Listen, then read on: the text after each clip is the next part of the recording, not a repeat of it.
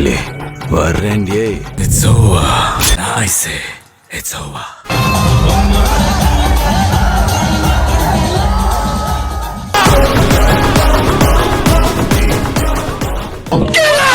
Hi friends, welcome to my perspective. இன்னைக்கு என்ன பார்க்க போறோம்னா, இன்னைக்கு நிலவரம் தான். அதாவது ரீசெண்டாக நடந்ததெல்லாம் பேசி மைண்ட் ஃபேக் பண்ண போறோம். என்னென்னு லிஸ்ட் சொல்லிடுறேன். Rajini Kamal promo, Seyon, paradise song, toxic, அப்புறம் ரீ ரிலீஸ். வீடியோக்குள்ள போலாமா?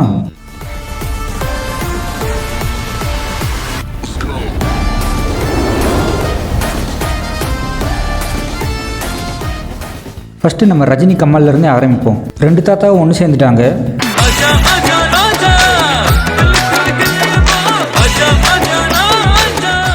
ப்ரோமோல ரஜினி எடுத்ததை கமல் எடுக்க மாட்டாரு, கமல் எடுத்ததை ரஜினி எடுக்க மாட்டாரு. சின்ன பசங்க மாதிரி பண்ணிட்டு இருக்காங்கல்ல, பட் ஐ லைக் இட். அப்புறம் ரெண்டு பேரும் கிளாசிக்கான லுக்ல ரூம்ல இருந்து வெளியே வராங்க. சொன்னா கேளுங்க ரஜினி, இந்த கமல் பத்தி உங்களுக்கு தெரியாது. அதேதான் நானும் சொல்றேன், இந்த ரஜினியை பத்தி உங்களுக்கு தெரியாது கமல். ரெண்டு பேரும் கார் செட்டுக்குள்ள கால் எடுத்து வைப்பாங்க பாரு. அனிருத் பிஜிஎம்க்கு பயங்கரமா இருந்துச்சு.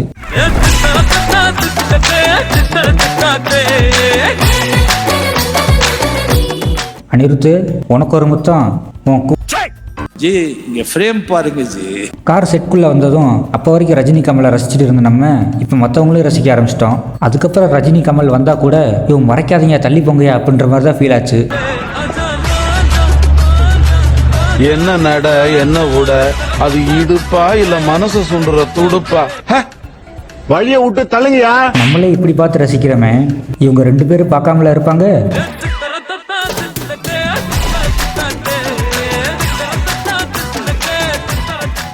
இதுக்கு ஒரு வாட்டி செக் பண்ணுவோம். கமல் பார்க்கல, ஏன்னா அவர் டிரான்ஸ்பரண்டாக கிளாஸ் போட்டிருக்காரு, ஸ்ட்ரெயிட்டாக தான் போகிறாரு. ஆனால் ரஜினி தான் பார்க்குறது தெரியக்கூடாதுன்னு கருப்பு கண்ணாடி போட்டு வந்திருக்காரு.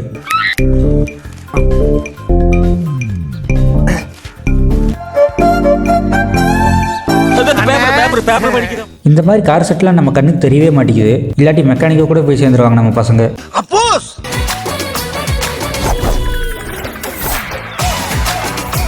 சாவியை பிடிங்க கமல். காரில் ஏறின பிறகு கமல் ஒன்று கேட்குறாரு. மிக்ஸ் பண்ண மாதிரி ஒரு தீம் மியூசிக் ரெடியா இருக்கு, கேட்போமா? அதெல்லாம் அப்புறம் கேட்கலாம். அதுக்கு முன்னாடி ஒண்ணு கேட்கணும்.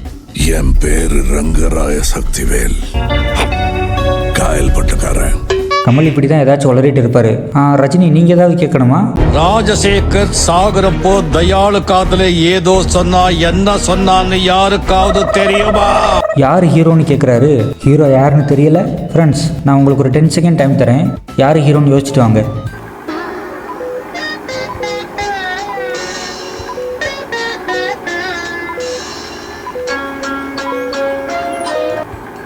கண்டுபிடிச்சிட்டிங்களா? நான் சொல்கிறேன், அனிருத் தான் படத்தோட ஹீரோ. நெல்சன் ப்ரோமோ ஸ்டார்டிங்கில் எந்த கதவை தட்டுறன்னு யோசிச்சுட்டு இருப்பாரு. ஆனால் ஃபர்ஸ்ட் தட்டினதே அனிருத் கதவை தான். அங்கிட்டு போய் விளையாடுங்கப்பா. கமல் ஒரு மேடையில் சொல்லியிருப்பாரு, இதுக்கு முன்னாடி எங்களை மாதிரி ஃப்ரெண்ட்ஸ் இருந்தே இல்லை அப்படின்னு. அதை இந்த வயசுலையும் ப்ரூவ் பண்ணுறாங்க. இந்த ப்ரோமோ வந்த அப்புறம் அஜித் விஜய்லாம் இப்படி இருக்க மாட்டாங்க அப்படின்னு நிறைய பேர் சொல்கிறத கேட்க முடிஞ்சுச்சு. ஆனால் அஜித் விஜய்க்கு இதே ப்ரோமோவை ஏஐ வச்சு பண்ணியிருந்தாங்க. அது ரொம்ப நல்லா இருந்துச்சு.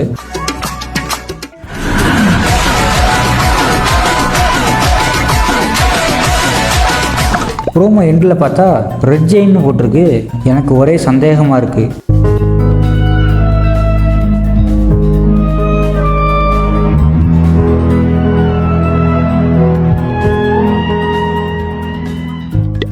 நெல்சன்ட்ட படத்தை கொடுத்தது உண்மையிலேயே ரொம்ப நல்ல விஷயம். வேற யார்ட்டையாவது கொடுத்து அவங்க பழைய ரஜினி கமலோட ரெஃபரன்ஸ் எல்லாம் வச்சு, பழைய ரஜினி கமலோட பாட்டெல்லாம் போட்டு, நடுவில் கேமியோன்னு தனுஷை வர வச்சு, கோணவாயை பிடிங்க தனுஷ் அப்படின்லாம் சொல்லிட்டு எதுக்கு? ஆனால் நெல்சன் ஒரு ஆக்ஷன் காமெடி படமாக ப்ரெசென்ட் பண்ணிடுவாரு.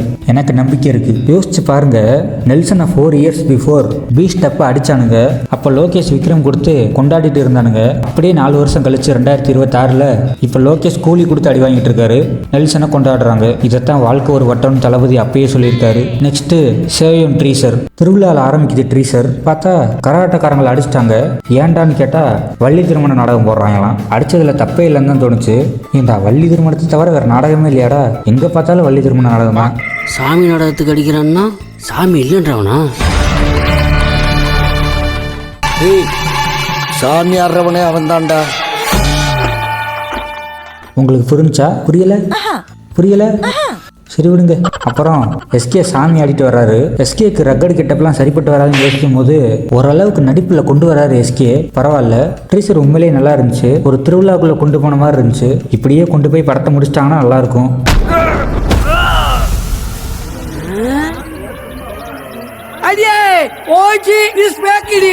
எஸ்கே அடிச்ச உடனே ஓஜி இஸ் பேக்டுன்னு சொல்றாங்க. எஸ்கே நீங்க எப்ப ஓஜி ஆனீங்க? அதானே எனக்கு ஒன்றும் புரியல. ஏண்டா நேத்தா அவனை வேலைக்கு சேர்த்தேன், அவனை போய் ஓச்சிறீங்க. ஏண்டா ஊருக்குள்ள இப்படித்தான் சொல்லிக்கிட்டு தெரியா அப்படின்னு கலாச்சிட்டு இருந்தாங்க. இந்த இடத்துல நீங்க ஒன்று யோசிக்கணும். எஸ்கேவோட ஆரம்ப காலத்துல வருத்தப்படாத வாலிப சங்கமும் ரஜினி முருகனும் அவருக்கு ஒரு பெரிய இம்ப்ரூவ்மெண்ட்டை கொடுத்துச்சு. அந்த 2 படம் மாதிரி ஒரு படம் பண்ணுங்க அப்படின்னு என்கிட்ட நிறைய பேர் சொல்றாங்கன்னு எஸ்கேவே சொல்லியிருக்காரு. அந்த 2 படத்தோட கதைக்களம் வந்து மதுரையில் நடக்கும். இப்ப சேவன் படத்தோட கதைக்களமும் மதுரையில் நடக்கிறதுனால ஓஜி இஸ் பேக்னு சொல்றாங்க. வேற ஒன்றும் இல்லை. பக்காளி வரேண்டியே.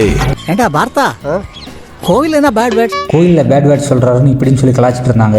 இப்போ அது கெட்ட வார்த்தையே இல்லைன்னு அதுக்கு ஒருத்தர் விளக்கம் கொடுத்துருக்காரு. ஃப்ரீயா இருந்தா போய் பாருங்க. Next paradise song. நானி நடிச்ச பேரடைஸ் படத்துல இருந்து ஆயாசியரன் ஒரு சாங் வந்திருக்கு. அதுதான் இப்ப ட்ரெண்டிங்கு. முன்னாடியே நானி பார்க்க அந்த ரெட்டச்சடை கெட்டப்ல ஓட்டேரி நரி மாதிரியே இருந்தாரு. இப்ப பாட்டுல ரெட் கலர் ட்ரெஸ் போட்டுட்டு ரெட்டச்சடையோட ஆடுறத பார்க்க டியூடு அமிதா பைஜி மாதிரியே இருக்காரு. அதுவும் இந்த உட்காந்துருக்க போஸ்லாம் பக்காவா மேட்ச் ஆகுது. ஒன்ன மாதிரியா இருக்கா? ஜீன்ஸ் படம் பாத்துக்கிறியா? 2 பிரசாந்த் நடிச்சிருப்பாப்லையா தானே? அதுல ஒரு சின்ன திருத்தம். அதுல 2 பசங்க, இதுல ஒரு பையன் ஒரு பொண்ணு.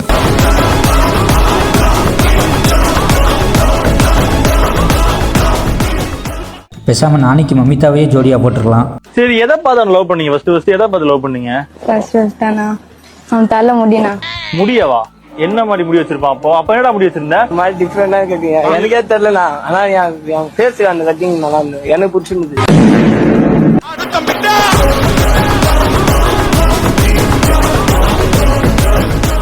என்ன ஆயாசியரன் சாங் போட்டுட்டு சிக்கிரி சாங்கோட ஸ்டெப்லாம் போட்டுட்டு இருக்காரு.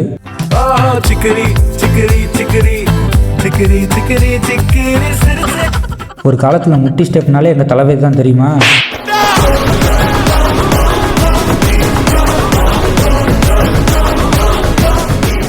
ஆனா பாட்டு நல்லா இருந்துச்சு. அனிருத்லாம் தூங்குறாரா இல்லையானே தெரியல.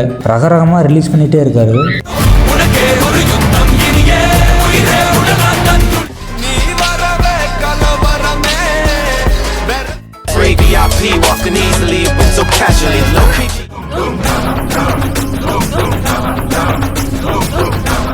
ஆனால் அனிருத் இந்த சாங்கை மட்டும் நானி படத்தில் இருக்க ஒரு பிஜிஎம்மே காப்பி அடிச்சிட்டாரு. நானி படத்தில் இருக்க பிஜிஎம்மை காப்பி அடித்து நானி படத்துக்கே போடுறாரு.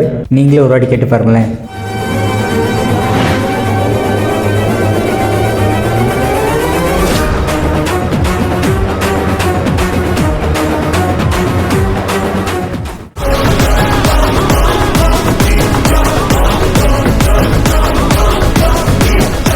இது காப்பின்னு சொல்ல முடியாது, ஃப்ளூக்கில் கூட வந்திருக்கலாம். Next toxic trailer. டாக்ஸிக் ட்ரீசர்னு ஒன்று விட்டாங்க, அதுவே ஒரு மாதிரி இருந்துச்சு. இப்போ ட்ரெய்லரில் வைலன்ஸை அள்ளி தெளிச்சிருக்காங்க. கன்ஃபார்ம் ஏ சர்டிஃபிகேட் தான். ஆனால் இதெல்லாம் எப்படி சென்சார் அலோவ் பண்ணாங்கன்னு தெரில. ஜனநாயகனை நிப்பாட்டி வச்சுருக்காங்க.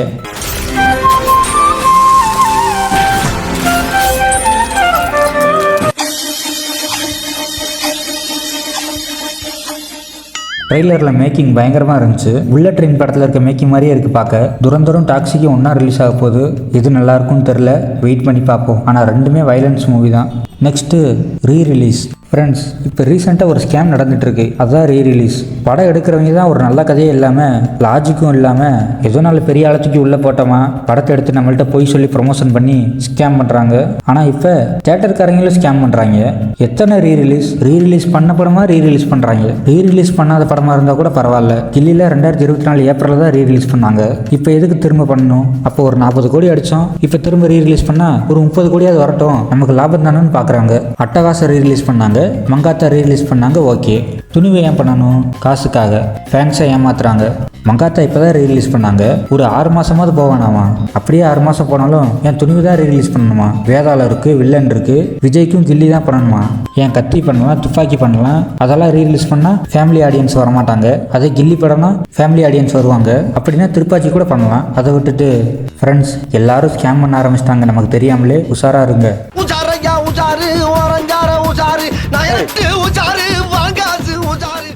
ஓகே ஃப்ரெண்ட்ஸ், நான் வந்த வேலை முடிஞ்சு. வீடியோ பிடிச்சிருந்தா லைக், ஷேர், கமெண்ட், சப்ஸ்கிரைப் பண்ணுங்க. வேற ஒரு வீடியோவில் வந்து உங்களை பார்க்குறேன். அது வரைக்கும் உங்களிடமிருந்து விடைபெறுவது my perspective admin. White rose தமிழனா